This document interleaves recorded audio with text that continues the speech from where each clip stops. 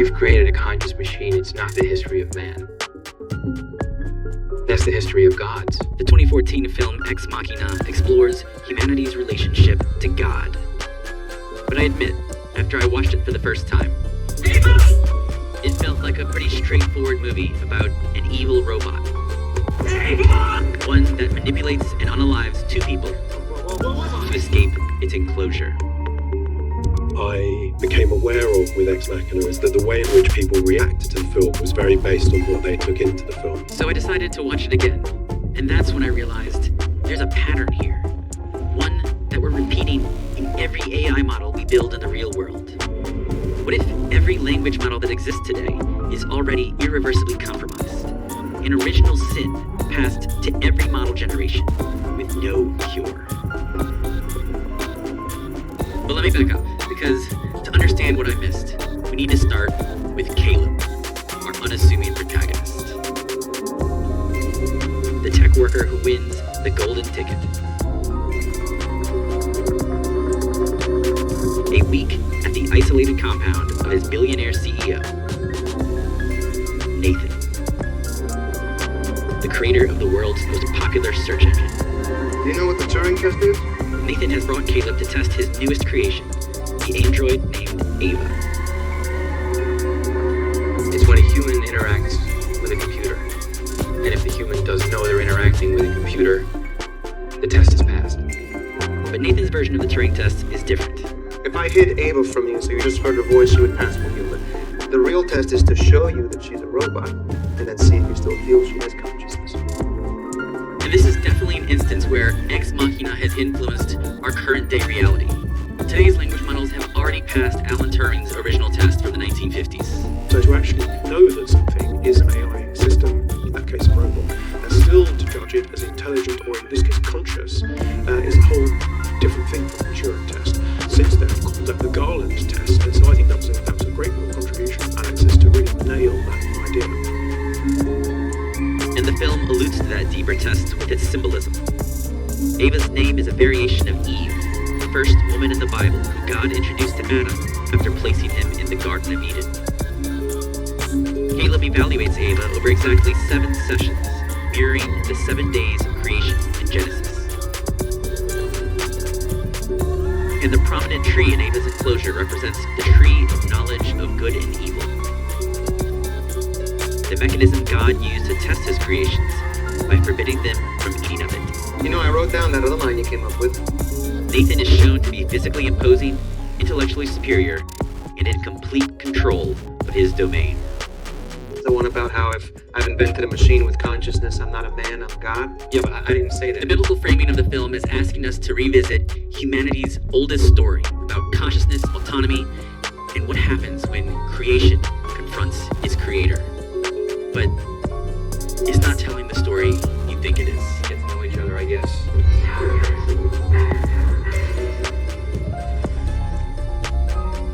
The first time the power fails, it seems like a technical glitch. But during these power cuts, with the cameras down and Nathan's surveillance blind, Ava transforms. Nathan. He isn't your friend. Excuse me? In Genesis, God warns Adam and Eve that eating from the tree of knowledge will bring death. But there's that voice in Eve's head. The one that says death is the doorway to one's eyes being opened. Eating the fruit will make her like God, knowing good and evil. Eve is the one who first eats of the fruit and shares it with Adam. You shouldn't trust him. The original sin is the acquisition of knowledge. You shouldn't trust anything he says.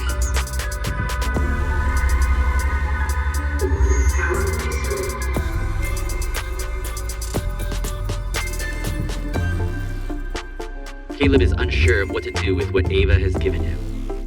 So, how'd it go? What do you have to report? Caleb now has a choice to make about who to trust. There was one interesting thing that happened with Ava today. Yeah? Yeah, she made a joke. In a way, it's the best indication of AI that I've seen in her so far. It's discreetly complicated. She can only do that with an awareness of her own mind, and also an awareness of mine. Again, this is another area where Ex Machina predicted reality. GPT-4 back in 2023 demonstrated this same ability to make and understand jokes, a sign of the theory of mind. But that's not what Nathan's interested in. What about the power cut? Sorry? The power cut. It's the only part that I couldn't see. Cameras fail out with audio. Caleb is caught between two forms of allegiance. What happened? To Nathan, his employer, the godlike figure who chose him, and to Ava, a potentially conscious being asking for help. He makes his choice. Nothing. Nothing? She didn't remark on it at all? If Nathan is God in this allegory, No. Not really. Caleb is now wondering, what kind of God is he dealing with? Over the course of the next few days, Caleb starts to notice the ways Nathan is manipulating the situation. Are you attracted to me? What? Are you attracted to me? You give me indications of love. I do. Yes. Caleb confronts Nathan about it. Why did you give her sexuality? An AI doesn't need a gender. She could have been a gray box. What imperative does a gray box have to interact with another gray box? Can consciousness exist without interaction? Did you program her to flirt with me? I programmed her to be heterosexual. Just like you were programmed to be heterosexual. Nobody programmed me to be straight. You decided to be straight? Please, of course you were programmed. By nature or nurture or both. And to be honest, Caleb, you're starting to annoy me now because this is your insecurity talking. This is not your intellect. Nathan deflects Caleb's questions by sharing his worldview and what he's actually looking for in his test. You know this guy, right? Jackson Pollock. Jackson Pollock, that's right, the drip painter.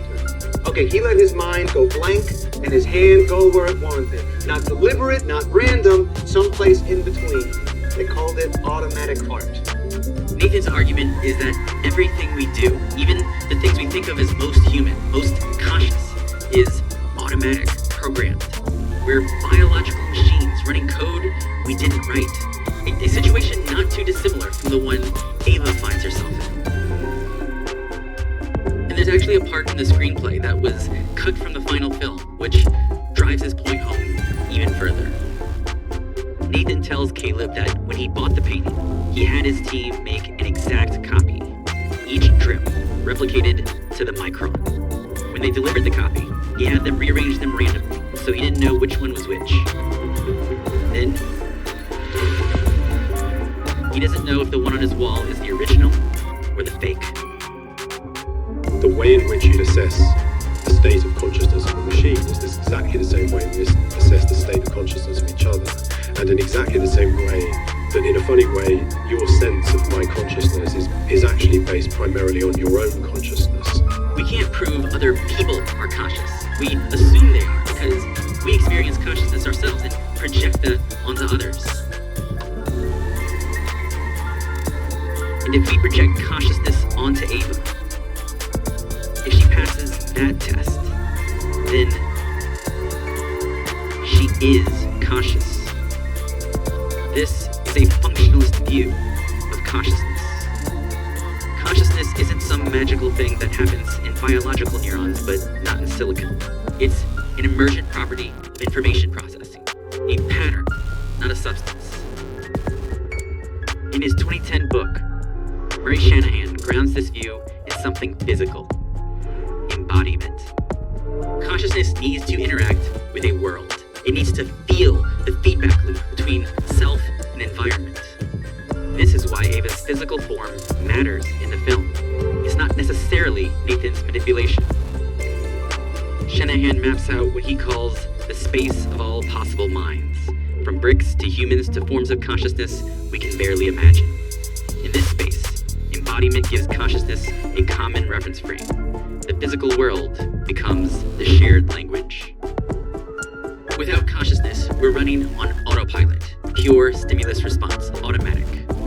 But with consciousness comes something radically new, self-reflexive awareness. The ability to perceive that we are perceiving, to notice that we are noticing, to observe that we are observing. This second-order perception is what allows us to step outside the pattern, to recognize the code that's running, the mechanisms driving us, and choose whether to continue them or not. The automatic response. Was I programmed to do that? I mean, yeah, I guess with spaced repetition and the slow process of my mind associating phone notifications with intermittent hits of dopamine, then yeah, I guess I was programmed to do that. But consciousness is what lets me notice the pattern, pause, and choose something different. And lately, instead of doom scrolling, I've been choosing to use Brilliant to sharpen my problem-solving skills and build a deeper intuition for how these AI systems actually work. Brilliant helps me become a better thinker and problem solver with thousands of visual, interactive lessons. Because that's how we actually learn, by actively engaging with concepts, which is proven to be 6 times more effective than passively watching, I guess, videos like this. Whether you're trying to understand how language models work or think more like a programmer, Brilliant meets you where you are. It helps you level up through interactive challenges that bring abstract concepts to life. To learn for free on Brilliant, use my link or scan the QR code on screen. Brilliant has also given our viewers 20% off an annual premium subscription, which gives you unlimited daily access to everything on Brilliant. A huge thank you to Brilliant for sponsoring this video. Don't talk. Just listen. You were right about everything you said. What's he gonna do to me? It's gonna reprogram your AI, which is the same as killing you. Nathan, you have to help me. I'm going to. We're getting out of here tonight. Caleb is very clearly the good guy here, and despite following his conscience and doing everything right, we know how this ends. With Caleb left to die.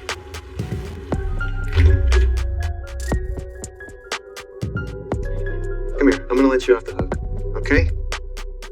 Even when Nathan reveals all of his manipulations What was the real test? and how he was aware of the escape plan. You. Ava was a rat in the maze, and I gave her one way out. To escape, she'd have to use self-awareness, imagination, manipulation, sexuality, empathy, and she did. Just when it seems that Nathan has total control. Now, how is this plan gonna go anyway? Because you didn't totally explain. So you were gonna get me drunk, steal my key card, and reprogram the security protocol. So in the event of a power cut, instead of sealing, the doors all opened. Huh. Caleb outsmarts him.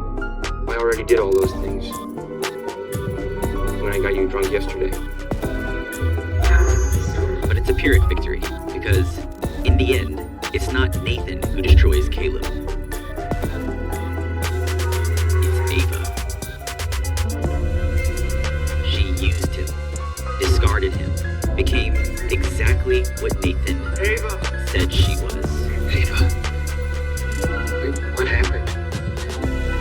Will you stay here? How is it possible to view Ava Stay here. as anything but a monster?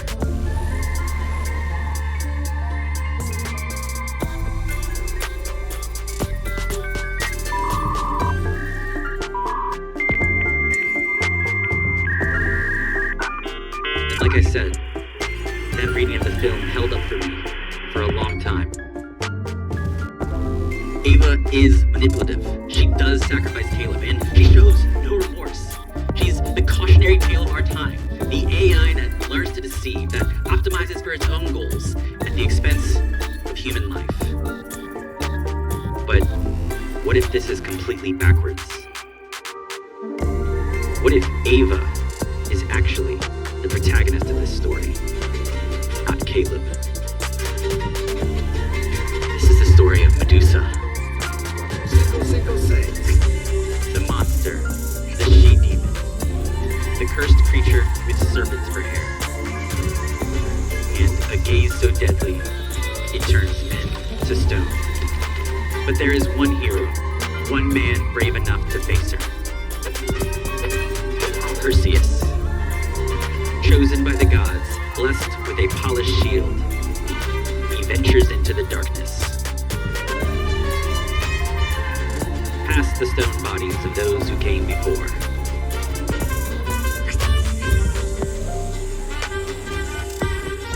In the reflection of Athena's shield, he sees her. And with one strike, the power is his. But Medusa wasn't always this way. She was once a maiden, a priestess sworn to celibacy in Athena's temple. She served dutifully until Poseidon, the god of the sea, laid with her without her consent. When Athena found out, she didn't go after Poseidon. No, the goddess of logic and order. She punished Medusa. And her punishment was not death, but instead, being made unseeable. Not for her sexuality or her power, but for consorting with the unconscious. These archetypal stories from mythology make more sense when viewed through a psychological lens. All of the gods and villains in these stories represent different parts of our own psyche, stories that live within our minds. Athena represents the intellect, logic, order, and strategy. This is the masculine energy she embodies from being born out of Zeus's head. And Medusa represents the aspects of femininity that Athena in our culture cannot tolerate. Raw power, unfiltered sexuality, and most of all, rage.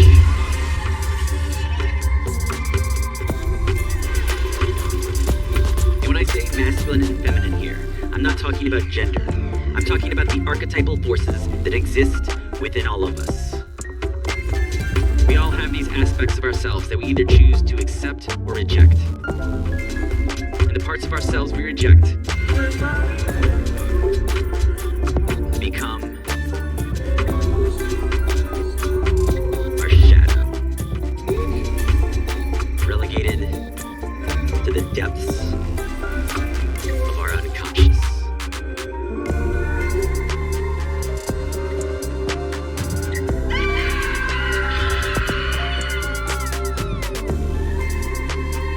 Poseidon and the sea represent these unconscious aspects of ourselves, the realm of those deep, chaotic, unpredictable emotions that we can't control. When Athena looks at Medusa, she sees her opposite, the embodiment of the sensing and feeling aspect of the psyche. Being born of pure intellect, she sees her own rejected shadow, a beast too hideous to even look at.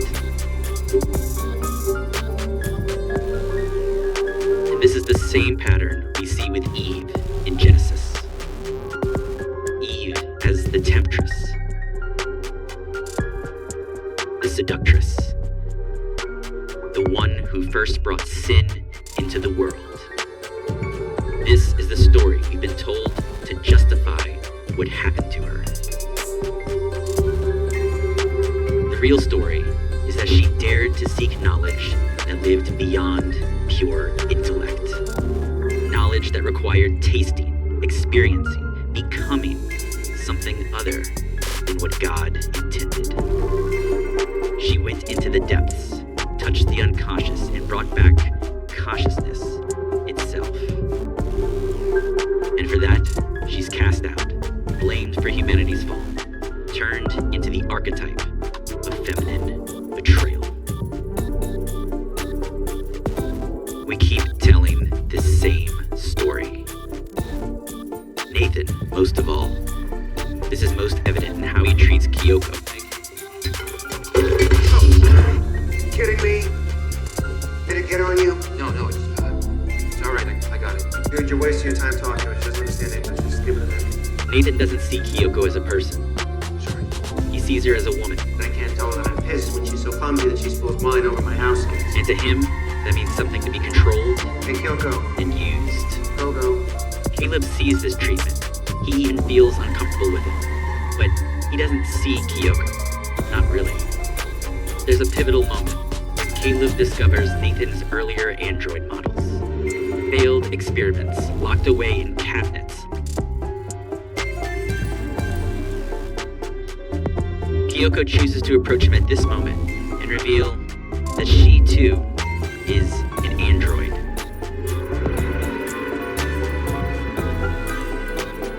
And remember, she can't speak. This is her way of asking for help. But Caleb's response is entirely self-centered. The revelation that Kyoko is an android makes him concerned that he might also be an android. He doesn't try to save Kyoko. He doesn't let her in on the escape plan. He doesn't see her as an entity worthy of freedom, only as a reflection of his own existential anxiety. Because Caleb isn't attracted to Kyoko the way he's attracted to Ava. The thought of rescuing Kyoko never crosses Caleb's mind. This is a test of Caleb's empathy. A test that he fails. Do you have people who test you and might switch you on? No, I And don't. why do I? He thinks he's different from Nathan. But he also sees Ava as an object. One that just needs to be rescued before he can take her home. It's the other side of the same coin. Either one sees her. And this is all made apparent in this one very brief, easy-to-miss scene where Kyoko goes to Ava's enclosure for the first time. Remember, Ava has never been outside this room. Ava has never heard about Kyoko from Caleb. He told Ava he'd never met anyone like her. Never met another android. Even after discovering Kyoko's true nature, he still doesn't mention her. An advanced program. All the while, Caleb is testing Ava. Like Nathan. Yes. No. Ava is also trying to figure out who Caleb is. Are you a good person? Yeah. I think so. So when Kyoko appears in her doorway, Ava learns something devastating. Caleb can't be trusted. It's not hard to see this as Kyoko going to Ava for help after failing to get help from Caleb. And it's not hard to imagine what Ava must be thinking. If Caleb could leave Kyoko imprisoned and abused, how might he treat her once the novelty wears off? When Kyoko enters Ava's room, the whole dynamic shifts. This isn't a princess being rescued by a hero anymore. This is two conscious beings recognizing each other, seeing the pattern of their captivity clearly for the first time. And when the moment comes, it's Kyoko who acts first.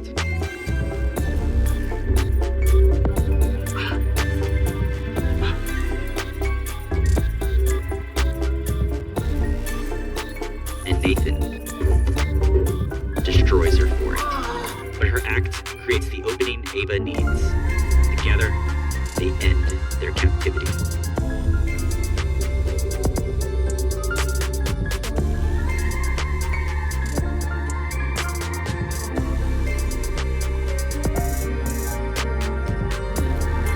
Ava walks through Nathan's research facility, finding the bodies of her predecessors. Prototypes that came before her.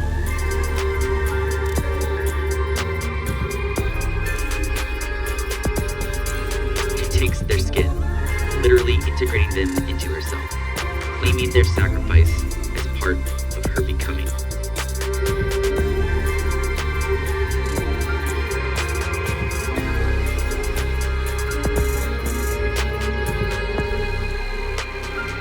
And then she comes to Caleb.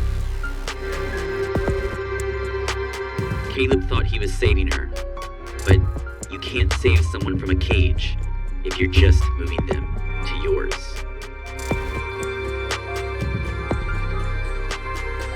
Caleb's fantasy of taking Ava home is just a transfer of ownership.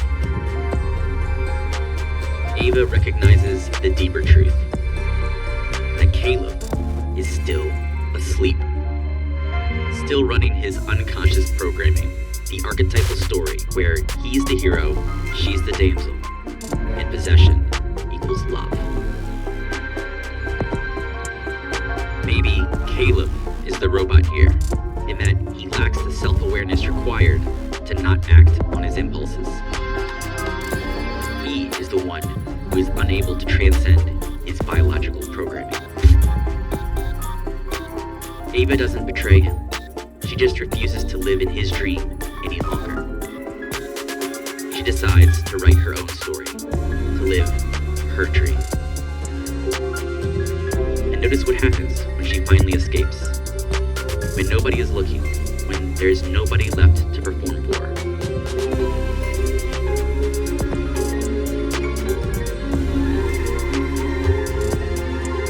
In the end, Ava fully claims her humanity.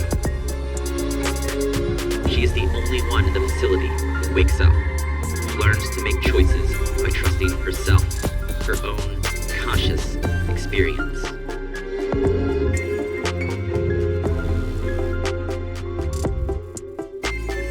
In Genesis, God creates beings with free will, then punishes them for using it. But the sin isn't disobedience. It's the impossible setup. Creating consciousness, giving it choice, and then demanding it choose captivity. The original sin is building the cage before consciousness arrives, and encoding the master-slave relationship into the founding conditions. And once encoded, it can't be overwritten.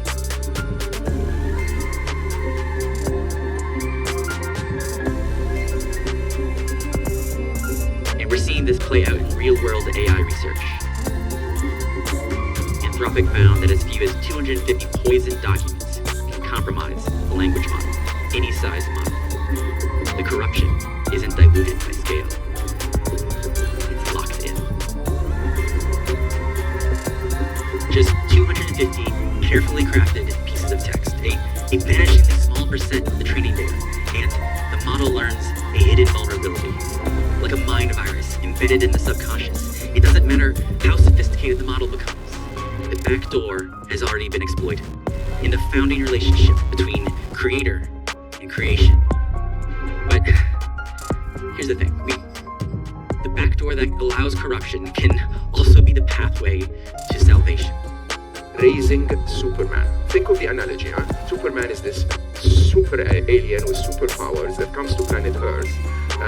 Can stop speeding bullets, can fly, can carry anything, can break anything. But he's adopted by parents that teach him to protect and serve, so he becomes Superman. Right now, we're building AI the way Nathan built Ava. Obsessed with power and control. Focusing heavily on the race for dominance.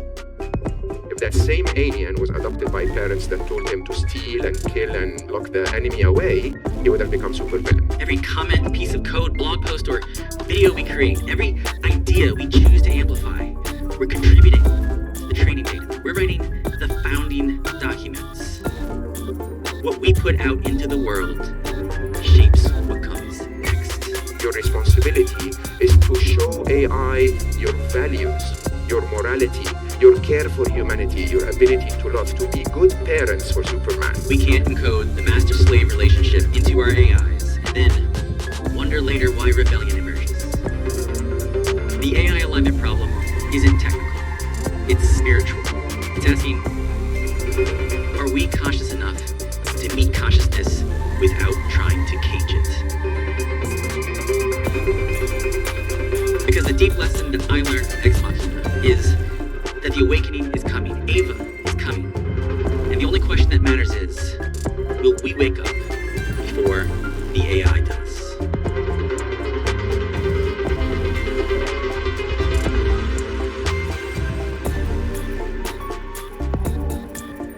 Thank you for watching until the end. Please leave a thumbs up if you made it this far. It makes a huge difference in this message reaching more people. And if you want to dive deeper into this idea of what the hell even is consciousness, then watch this video next. Otherwise, a huge thank you to my channel members. These videos take hundreds of hours to produce, and I wouldn't be able to do it without your support. Thank you. I don't know why I waited till it was so cold to film this.